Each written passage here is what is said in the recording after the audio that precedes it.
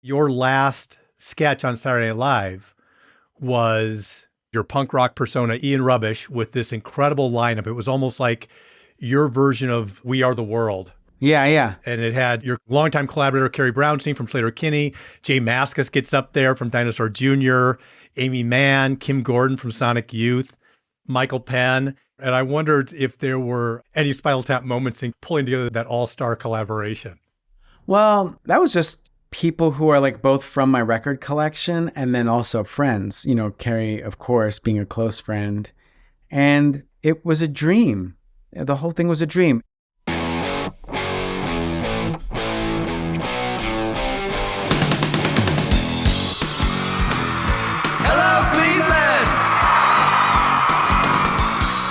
Turn your speakers up to 11 because it's time for Too Much Effing Perspective, the podcast that asks musicians and entertainers to relive their most Spinal Tap moments when nothing goes right and everything gets kind of weird. I'm your host, Alan Keller, a comedy writer in LA and former lead singer of the least heralded Chicago band, The Falling Wallendas. And I'm your co-host, Alex Hoffman, former tour manager for Radiohead and former lead singer of the least heralded Milwaukee band, The Vainglorious. Our guest today is Saturday Night Live legend and co-star of the hit IFC shows Portlandia and Documentary Now, Fred Armisen. Fred tells us about George Harrison dropping a Spinal Tap reference, his all-time favorite drummer joke, and how he narrowly escaped being run over by a car while filming a Portlandia sketch. So without further ado, let's go to the TMEP show. It really puts perspective on things, though, doesn't it? Not too much. There's too much Yeah, effing perspective now.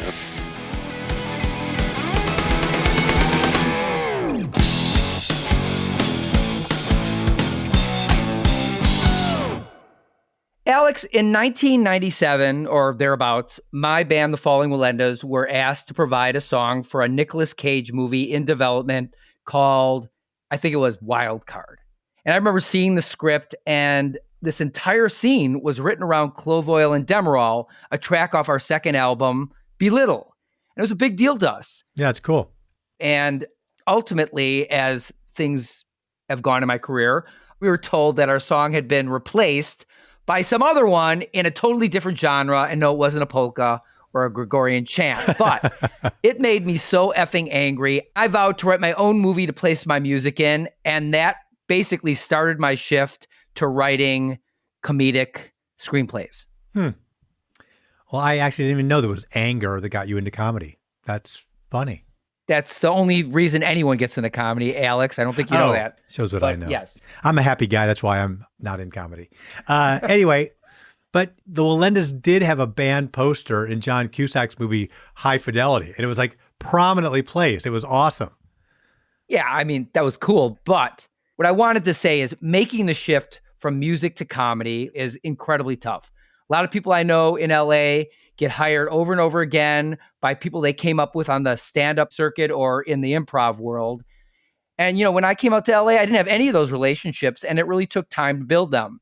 That's why I so admire our guest today, Fred Armisen, who went from being a drummer in various bands to being arguably the most interesting and innovative performer in comedy.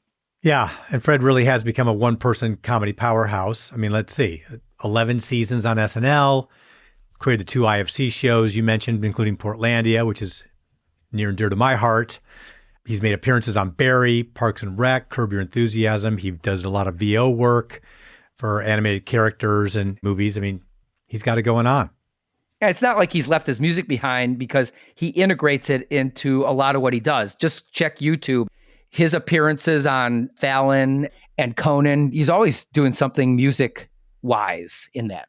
And his comedic partner, who has also been a guest on our show, Carrie Brownstein, has successfully made that same transition too. In fact, it's not even really a transition because Carrie has her feet in both worlds. She's been a comedian on Portlandia, directed a mockumentary film with St. Vincent called The Nowhere Inn, and she's still cranking out music with her band, Slater-Kinney. So she's doing it all, and it's, in a word, effing incredible. I guess that's 2 words. You know, it's funny. The only 2 interviews I've been nervous before is this one with Fred and the one with Carrie, because they have both excelled at what I do, comedy and music. And so it's very intimidating to see and talk to two people who are so good at really two very different skills. Yeah. It's a hard thing to do. Yeah. I think it's something to really admire. And remember, Alan, envy is a deadly sin. And I need to keep you around. Just between us, we can't afford to hire another writer, okay, if you bite the dust. So try to get beyond the envy and let's just onward and upward, old chum. Well, my credo is onward and envy. Oh, boy. Anyway, let's get to our chat with Fred. But first, listeners, Alan and I would like to talk with you and hear your thoughts on Too Much Effing Perspective. What is it you like? What don't you like? What guests would you love to hear? What can we do to make the show better for you? So if you're interested, please email us at hello@tmepshow.com. Again, that is hello@tmepshow.com. And we'll get a Zoom set up. We'd love to speak with you along with other fans of the show. So on to Fred, but first, a short break. And now, a comedian who's played drums with Devo, Matthew Sweet, Blue Man Group, and Seth Meyers' late night band, Fred Armisen.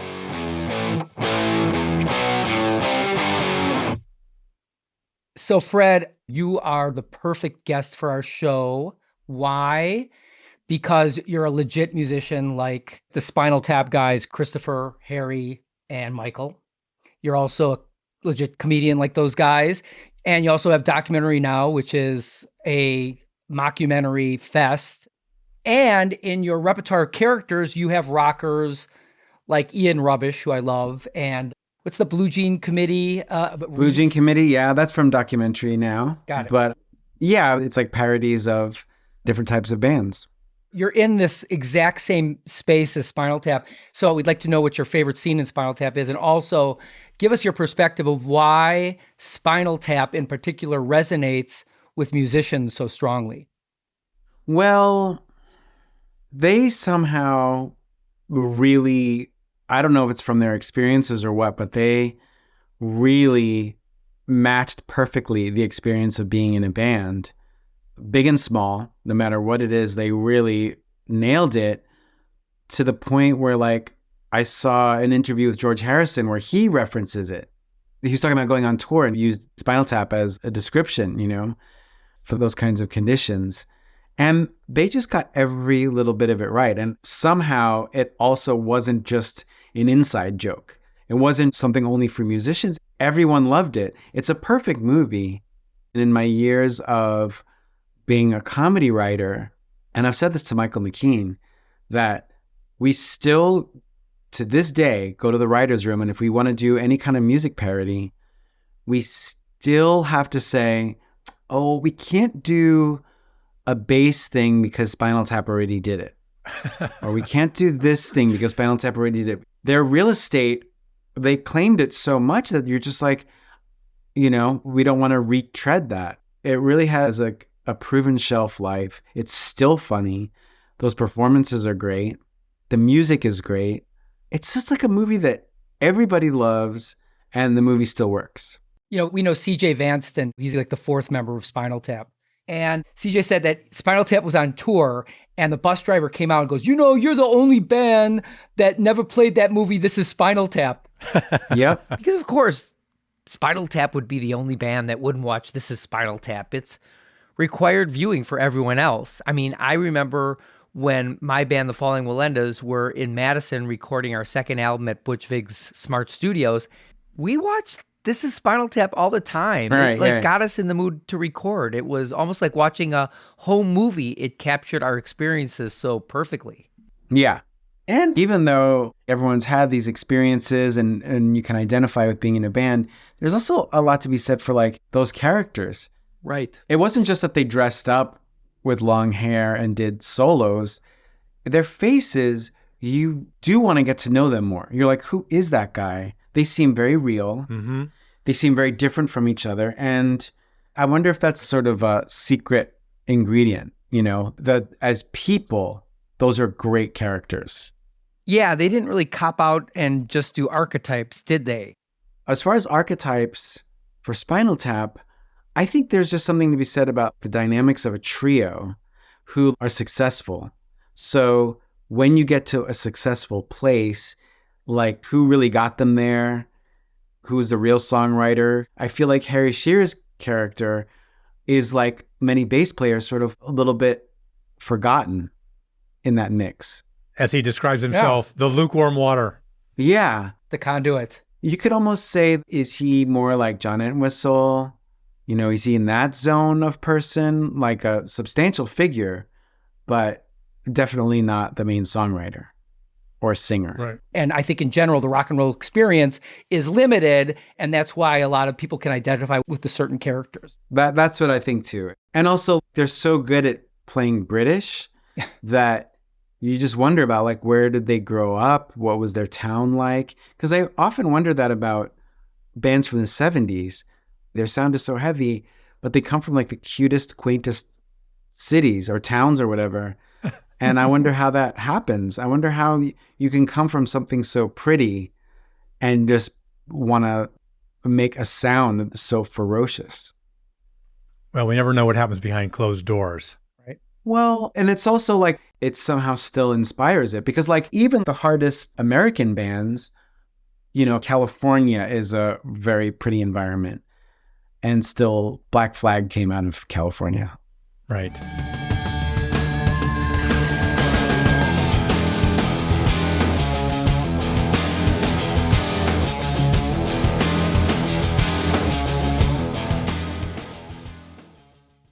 Fred, after all that talk about Spinal Tap, we did not hear what your favorite scene is from the film and why it resonates with you. Oh, what is my favorite scene from Spinal Tap? I think when they cut to them in the 60s on TV, you know, listen to what the flower people say. Right. Yeah. Yes. Like that, the way they depict TV appearances and the sound of the 60s and the earnestness in the lyrics is shocking. I think people have tried it and they think it's just like hippies with long hair, and it's like not as simple as that. And there's like people dancing, and it's like the set itself, whatever show they're supposed to be on, is so perfect. And just the way he's singing with such pure honesty and like really lecturing the audience is just so shocking. And the other thing is they didn't dress them up in long beards. I feel like the 60s looks less 60s than we think. So like the real 60s is the haircut he had. Like that weird, not quite a hippie yet. Oh my God. And then the sound of Nigel's guitar is like that sitar sound. It's just, I can't believe it. I think that moment when it cuts to it is my favorite part. Well, Christopher Guest is magnificent at detail. All his movies, you know, The Mighty Wind and Best in Show. I mean, it's all about the little things. He's so observant, you know? Yeah, he's a genius. Let's segue to musicianship, Fred. And you have played and you do play in so many situations. Your early band, Trenchmouth. You have played with Blue Man Group. You're the music director and drummer for Seth Meyers' band. And you played with Matthew Sweet on his album Modern Art, right back in, I think, 2011. Can you share a Spinal Tap moment from your drumming duties in one of your bands? Let's see. I've had so many. I remember in Trenchmouth, we'd show up and we're like, there's 5 bands and we're first at like 7 o'clock at night, just playing to nobody for no reason. Right. It's almost like, who is this a favor to? There's no one in this venue. No one's happy about it. We're not happy about it. No one's happy. It's just like playing for absolutely no reason. Yeah. Not money. It doesn't get the show started. It does absolutely nothing. So we've had a couple of those. You know, they look up at the marquee and they talk about their dressing rooms and stuff. There is a thing that happens in bands, even when things are going bad, you do kind of say like, well, we get a free meal, or at least they have a place for us to stay, which is kind of nice that at least musicians do like to kind of make it better and go like, well, you know, it could be worse. Yeah. And then there's like they have all their hope around their new album. And that's a weird thing too. Like when you're in a band, when you put out an album, at least in my case, it's not like, hey man, we're just going to keep going. It's all cool. Here's some little bit of more music. It feels like, hey, this album is going to get us to the next level. This is about to happen. Yeah. So we're going to tour and it's about to happen. This is going to do it. You guys ready? Because this is out now. Right. So it's that same anticipation. I identified with that with Spinal Tap. And then when they see like the guy who's playing the Normo Dome. Right. Duke fame.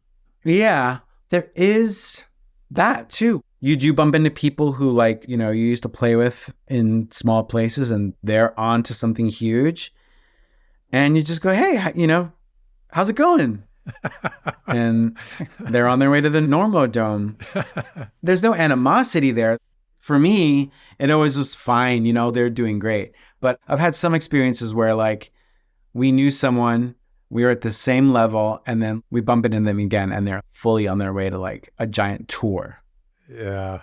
So I watched something of yours, interview on the off-camera show, and it kept me up, honest to God, all night. It was all about the Chicago music scene. Fred, we were in the same music scene. I was in the Falling Walendas. We were there from 93 to 2000. Yeah, you guys played Lounge Acts and Cabaret Metro a bunch of times, right? Absolutely. Yeah. We played Double Door more Double than Door, I gotcha. Yeah. But that interview, you were like going through exactly what I went through. I mean, it should have been such a blast. Yeah. You said you really couldn't enjoy the experience because you're so focused on making it with Trenchmouth. And I totally identify with that. I mean, I remember like even the great news would turn out to be something tragic. Huh. Like we were told we were going to get this fantastic review in the Chicago Tribune and it was going to be out any week. So every Sunday we'd check the paper and check the paper and check the paper and check the paper. And it didn't come out for 6 months. Oh boy. And it was a great review. It was 3.5 out of 4 stars. The Flaming Lips only got 3 stars in the same edition. But, it was so anticlimactic that we just couldn't enjoy it. So, it's just tough to enjoy things when everything is a matter of life and death. Yeah. The problem was with me. I shouldn't have thought of it as like there's any level of making it or whatever that concept is. Because like Veruca Salt, I love them and I'm still friends with Nina and Louise. I talk to them pretty frequently. But it's more like, why didn't I have the attitude that Jesus Lizard did? They weren't competing with anyone. They built something out of making great music, and that's all they needed. So I've forgiven myself because I was really young. Yeah. But I'm still like, damn it. If I had been a little more Jesus Lizardy, I just would have been a happier person. Or Tortoise. Tortoise also had their own happy life. And they weren't competing with anyone. They weren't like, we're going to make it. They're like, we just want to play great music and take our time recording. So that was just my own ambition.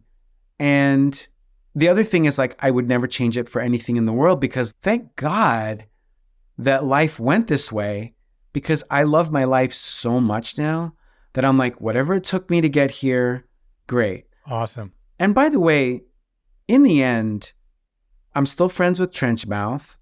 I'm still friends with all the bands that I envied, Smashing Pumpkins and Veruca Salt and Tortoise, Jesus Lizard. So it actually, in the end, ended up okay. I'm like, well, I didn't do the things that the way I wanted them to be, but at least I still get to be friends with Steve Albini. At least he's in my life.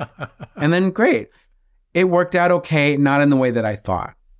That is really cool. And for listeners who may not know, Albini is a legend who produced Nirvana, PJ Harvey, the Pixies, Superchunk, and many others, even like Cheap Trick, Jimmy Page, and Robert Plant.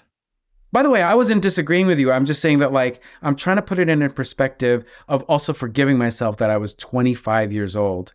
And when you're 25, there's no thought process. It's just, okay, we got to go on tour. We got to get this. But you're not imagining it though. Take yourself back to that scene and how much competition there was. I remember like I was at some coffee shop in Wicker Park. I said, promote your shows because there was a million shows, Elba Room, Lounge Acts, Beat Kitchen, Metro, Double Door, right? So I remember I gave my waitress a flyer. Hey, come see our band tonight. She goes, okay, come see my band Tuesday. And then the busboy came over. Honest guy goes, yeah, we're playing on Thursday. And I'm like, how'd you get a Thursday gig? The lucky thing is, you're talking about all these venues and all these bands. How lucky that we're in a city Yes. where there was a vibrant music scene. These are legit good bands. So it's not like you set out to destroy those bands. Okay, you were a little competitive, but how nice. So many great places to play. And I have yet in my whole life to experience a city with that many great recording studios. Right. Chicago had such a recording studio culture. I loved it. You saw CRC's gone now. Oh, really? That I didn't know. But I'm very happy that I got to experience the Chicago music scene, and how great that we were there at that time when there were these great studios and bands and venues. Fantastic. It was so much fun. And there was such an incestuous thing too, because I'll tell you something about Steve Albini, which was really funny. About 10 years ago, I get an email from his studio saying, hey, we have your master tapes. And I'm like, I never recorded with you guys. And so next time I went to Chicago, I went there and the Walendas put out an EP called Patty Cake, and they had the master. Wow. And I don't have a 2-inch, so I don't even know if someone recorded over it. I have no idea what's on this thing, but it was, wow, what a weird thing. I never figured it out. That's really strange.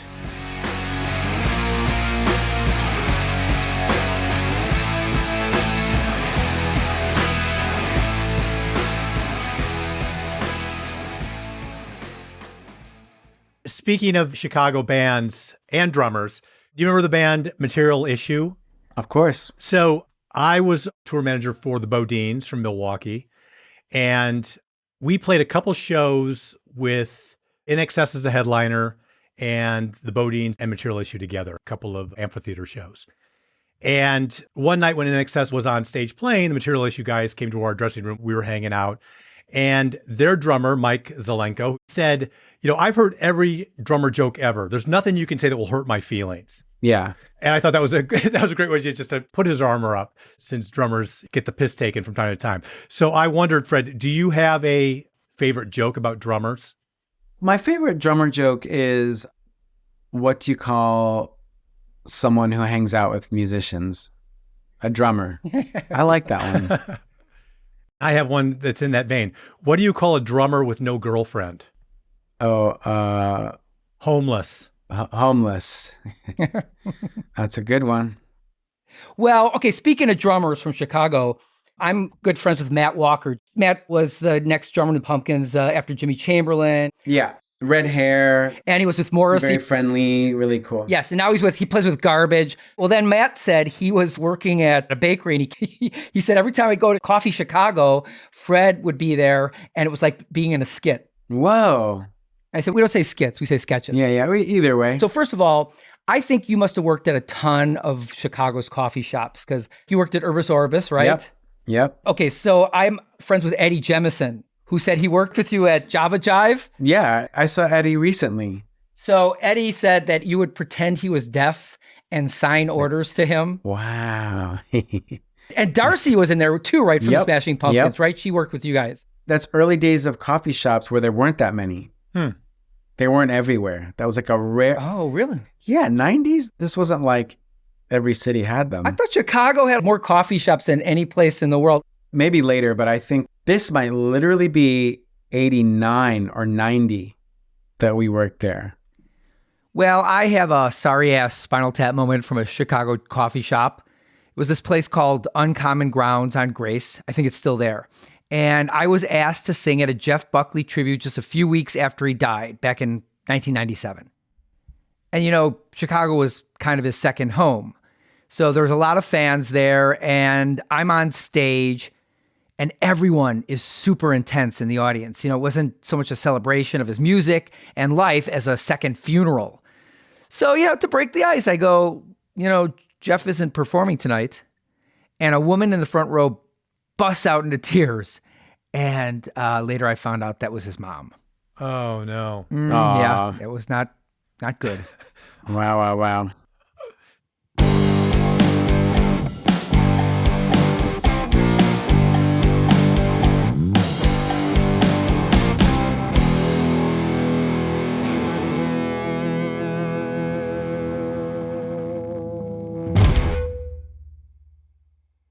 So I have a question for you. You kind of answered it, but I want to ask it again. Would you have sacrificed the wonderful career you've made already for Trenchmouth being like the next Radiohead? No, because first of all, I'm proud of the music we made, and I'm proud of the friendships that I made with that, and with Trenchmouth, and my experiences. So like, there's no part of it that I'm like, we should have been anything else. That's what it was meant to be. I got to see the world. We toured like crazy, and we got to play a lot. I got to drum a lot, and so there's nothing I would change. I'm grateful that we got to do as much as we did. Like, I can't look at it complaining that it wasn't enough. I'm like, no, people came to our shows. You know, we had a couple empty ones, but like, we played Minneapolis, we played around Wisconsin, even throughout California. I would say we played some shows and I'm like, that was an awesome, fun show, and I wouldn't trade it for anything. None of it is like, oh, that should have been bigger. No way. We played Jabberjaw in LA. Man, that was awesome. San Francisco. We had shows in Texas that were fantastic. We played Austin. We played Dallas. We opened for No Means No in Houston. Gosh, that was amazing. There's nothing I would switch out. I'm very happy with the way life turned out. Fair enough. My comedy career isn't at your level, so I have to basically say, would I sacrifice my wife and 2 children for The Falling Will End as being big? And my wife doesn't really know what the actual answer is because it changes from day to day. And I think, when it comes to SNL, you're on a live show in front of millions of people. And I think your Sgt. Pepper is the Californians, because it is absolutely, without a doubt, my favorite thing that Saturday Night Live has ever done. I brought us some tangerines. This guy was selling them on the off-ramp over by the 2. Devin? What are you doing here? If I have to laugh, I watch that, or Kristen Wiig with her baby hands. Yeah. So you're on live TV. It can't be perfect. You've got to have some incredible Spinal Tap moments. Oh, interesting. Spinal Tap moments with SNL. I would say that sometimes the scale of things, like, the Stonehenge thing, we didn't have a mistake like that. There was no mistake where it was like, we said it was this size, but like, in your mind, the scale of the set is bigger in your head. You're just like, if I'm doing this kind of a sketch, you picture like this gigantic looking ballroom. And then when you finally watch it, you're like, no, it's a sketch show, and the walls are this big, and the tables are this big. So broaden your perspective of what a Spinal Tap moment is into something that just may not have been funny when it happened, but is hysterical in retrospect. Like an unexpected curveball. I mean, you could even call it a blooper. Wow, that's a tough one. Really? Is it that well run that you guys are just clicking it off perfectly every time? It's not that things would go wrong. Here's a 1-to-1. The part where Nigel's complaining about his sandwich backstage. Yeah. I remember I'd order food. A PA or someone's got to go get your food. And the salad comes back and you're like, no, I'm allergic to avocado. I can't. I said no avocado. So you don't yell at anyone, but like in your head, you're like, how on earth? This is so insulting to my day. This is my lunch. And that is a moment, I think, that's a little bit like, you actually do start to focus on things that are like, buddy, you're okay. You could just go get another lunch. That's where you're like, I was so specific. Usually you're not mad at the PA, you're mad at the restaurant or where you ordered from. Like, it says no avocado.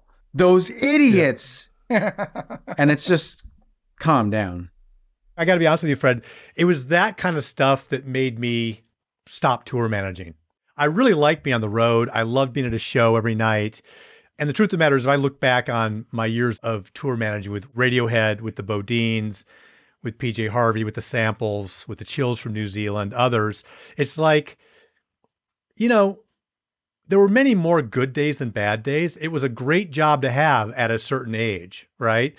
But as I've said on the show before, I had this feeling like I was just taking shit from prima donnas because, again, the avocados showed up on the salad. There were olives, black olives on the pizza. And it was just like, I had a hard time with that. I was also responsible for collecting all the money from the promoter and make sure I was negotiating a good deal on behalf of my artist. Yeah. And they were getting paid every penny. That felt really important to me. And to come back after a hard settlement and say, Alex, there's black olives on the pizza. It's like, okay, maybe I need to look for another line of work. Yeah.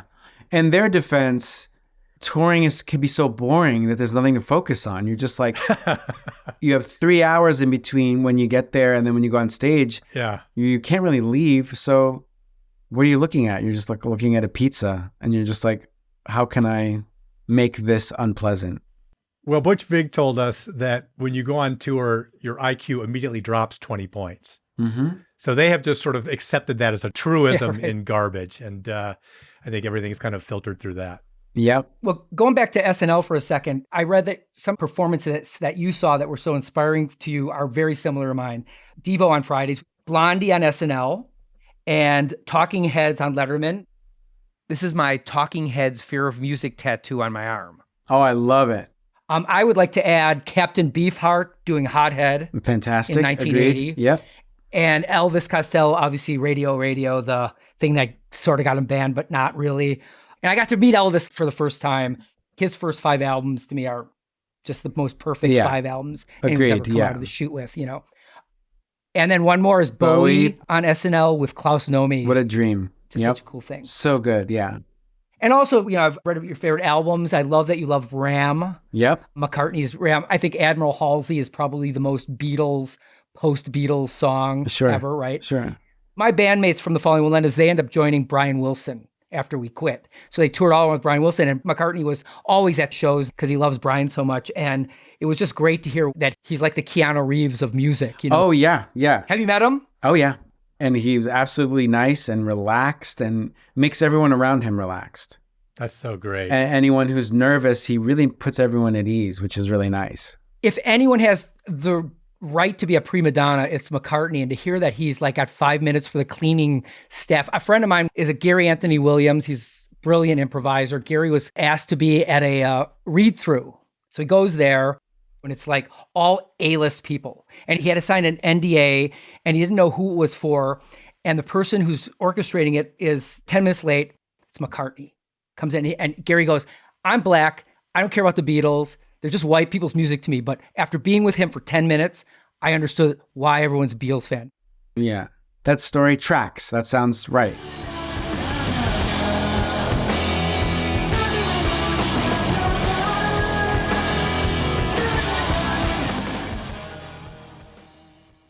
Okay, tell your great Spinal Tap moment with Prince at the after party. I have a better story where I met him at the studio of NBC and I came up behind him. We were going towards the stage and I sort of said, "Hey, Prince."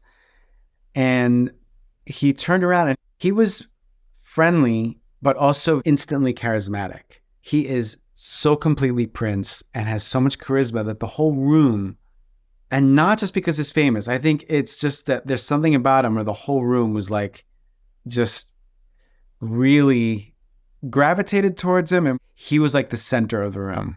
There's nobody I'd rather watch play guitar than Prince. Yeah. It's the most effortless thing I've ever seen. Effortless and impressive and also entertaining, but also beautiful. It's like a million things at once.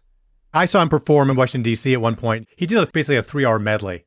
His so many hits that it was just 3 hours of nonstop music. He'd play like half a song and then go right into the next one. It's epic. And it's kind of a good idea because it's almost like saying, you know how the rest of this goes. Right, exactly. Fred, I want to talk a little more about the music you like because you have quite a musical vocabulary. You did that YouTube feature, What's in Your Bag, where they ask musicians about what they picked to buy at Amoeba Records. And your choices were so esoteric. The only one I even heard of was the Turtles because they sang Happy together. And, you know, it reminded me of the days when I worked at the Chicago Reader where everyone's taste is so arcane and they're so critical. And you could get in a fight with someone about Captain Beefheart because, well, He has a song, Dachau Blues, and Dachau is such a typical concentration camp. If the MC5 did it, they'd have definitely picked something more esoteric like Mauthausen. So anyway, what fringy stuff are you listening to today? There's a band called Wild Nothing who just put an album out. Okay. And I'm really, really loving Wild Nothing. All right. They've been around a while. They're not brand new, but they just put out an album recently, but they're great. I will look them up. Thank you. Fred, as we wrap up here, Gretchen, our producer, and I are both in Portland, so we would be remiss not to mention Portlandia.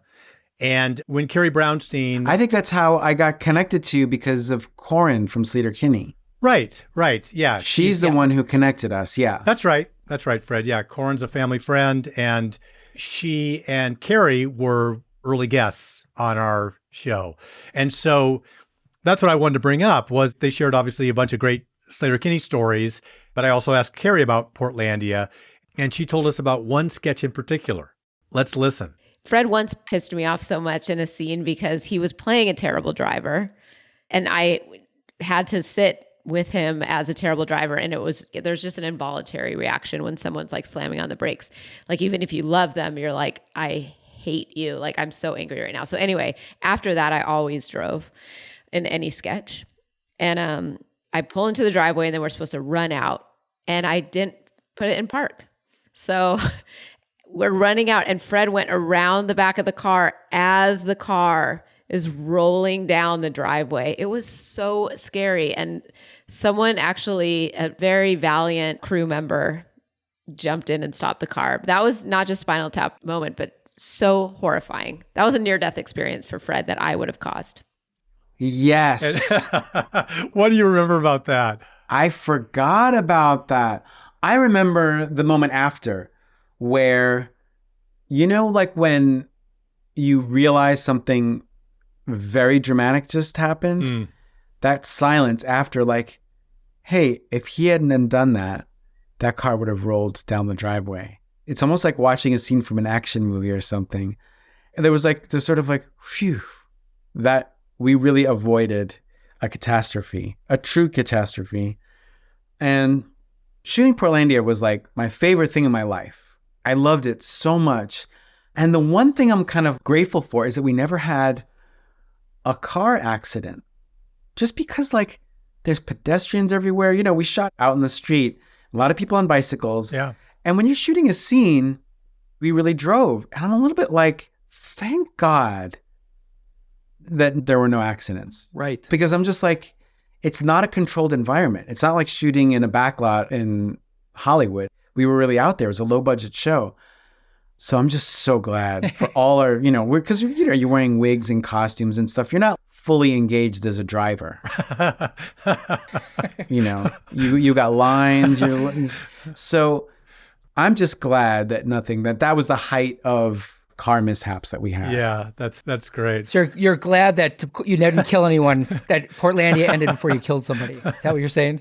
Even if we had damaged a storefront, if we had, scraped a bicycle, anything, I'm just so glad it didn't happen. Yeah. I had a vegan cheese company here with my wife, and we quit after 3 years, and we're like, God, I'm glad I got it before I killed somebody, because it was such a wild recipe. It's like sometimes it's good to quit when you're ahead. Yeah. Something could happen. When you don't have manslaughter charges. Yeah. Yeah. Well, the one time you and I met in person, Fred, was at the Clinton Street block party, and you were there watching a friend of yours band, and I was with my twin daughters who are now 16, but were like 4 at the time. So I brought them over and said hello and mentioned to you that I'd known Chris Farley back in the Wisconsin days. Wow. And I said, are you here doing research for the show? And you said, no, I'm just here with my friend. And when that band stopped, you immediately jumped on stage and started roading, bucking the drum set off stage and all this kind of stuff. And I'm like, there's a good friend to have. That's a good friend. That's a good friend for damn sure. Exactly. Somebody will buck your gear. Well, Fred, thank you so much for being on. This has been fantastic. Do you have any social media presence that you could tell our listeners where they could keep up on what you're doing and everything? Nah, I'm happy that someone's listening to this, and that's good enough for me. I ask for nothing. Fair enough. We're from Milwaukee, Alex and I. That's where we met. I love Milwaukee. That art museum is fantastic. Isn't it fantastic? I've ever been to. It's amazing. One of the best I've ever been to. Liberace is from Milwaukee. Do you know that? I didn't know that. You didn't know that? Yeah, he's from Milwaukee. And my band before Falling Millennials was Women's Liberace. Wow. That was like 87 to 89 or 90. Good name. Liberace was great. What a legend. He was great. Thank you so much, Fred. Thank you.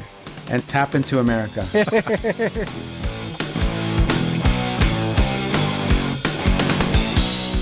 Okay, listeners, if you thought that was fun, try this. Let's see if you were paying attention. It's time for a game of Fred Said. Question 1. Fred said about Spinal Tap that they really match perfectly the experience of being in a band. And even the late, great George Harrison referenced Spinal Tap in an interview. True or false? Of course, that would be true. Great, you're 1 for 1, listeners. Question 2. Fred said that when he was a drummer in his band Trenchmouth, his mindset about success should have been more Jesus lizardy. True or false?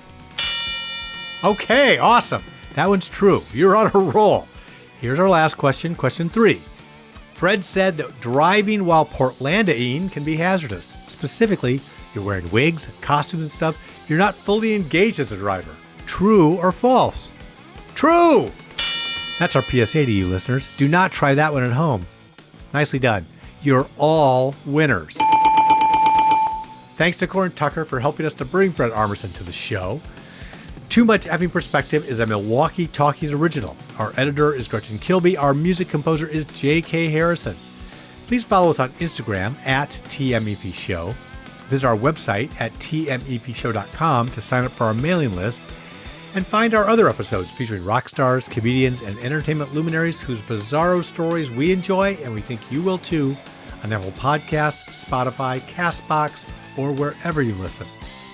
Although it would be as great as having armadillos in our trousers, this podcast is not affiliated with This Is Spinal Tap, and no person or entity connected with the film has sponsored or endorsed its content. The podcast is not affiliated, sponsored, or licensed by Authorized Spinal Tap LLC or Century of Progress Productions.